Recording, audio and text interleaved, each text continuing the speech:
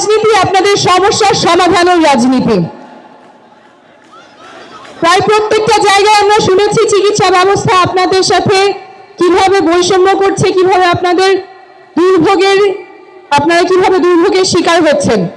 আমরা এমন চিকিৎসা ব্যবস্থা গড়ে তুলব যাতে টাকার অভাবে কেউ চিকিৎসা থেকে বঞ্চিত না হয়। আমরা এমন জরুরি চিকিৎসা ব্যবস্থা গড়ে তুলব যাতে করে হাসপাতালে পৌঁছানোর আগেই অ্যাম্বুলেন্সে জীবন রক্ষাকারী চিকিৎসা শুরু করা যায়। আমরা এমন ব্যবস্থা গড়ে তুলব যাতে বাংলাদেশের প্রত্যেকটা নাগরিকের স্বাস্থ্য তথ্য ডিজিটালি সংরক্ষিত থাকে, ইলেকট্রনিক হেলথ রেকর্ড থাকে, আর কখনো আপনাদের স্বাস্থ্য তথ্য হারাবে না। ফলে অপ্রয়োজনীয় টেস্ট করা কমবে, ভুল চিকিৎসার সম্ভাবনাও কমবে। আমরা প্রাথমিক স্বাস্থ্যকে শক্তিশালী করে গড়ে তুলব যাতে আপনাদের এলাকায়, আপনাদের ঘরের কাছে আপনারা মানসম্মত চিকিৎসা পান।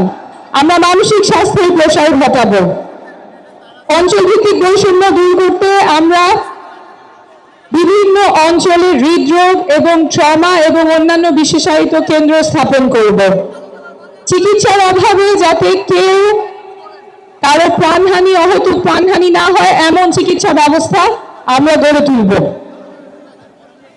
আমাদের অর্থনীতি এমন হবে, কল্যাণমুখী অর্থনীতি হবে যেখানে সকলের কর্মসংস্থান নিশ্চিত হবে। শুধুমাত্র কর্মসংস্থান না, যেখানে একটা চাকরি নিশ্চিত হবে, মর্যাদাপূর্ণ চাকরি নিশ্চিত হবে, এমন কর্মসংস্থান নিশ্চিত হবে।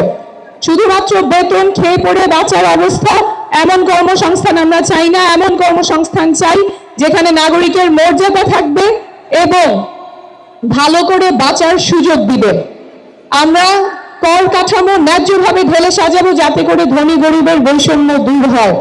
আমরা এমন রাজনীতি করব যাতে করে বাংলাদেশের প্রত্যেকটা নাগরিক রাজনীতিতে সক্রিয় অংশগ্রহণ করতে পারে, প্রত্যেকটা তরুণ রাজনীতিতে সক্রিয় অংশগ্রহণ করতে পারে। আমরা দেশ গড়তে জুলাই পদযাত্রার পর প্রত্যেকটা জেলায় দেখে এসেছি তরুণেরা কতখানি উচ্ছ্বাস, কতখানি উদ্দীপনা নিয়ে আমাদের সাথে যোগ দিয়েছেন। তারা ভাবছেন দেশের কথা, তারা স্বপ্ন দেখছেন দেশ পরিবর্তন হবে, তারা দেশটা পরিবর্তন করবেন।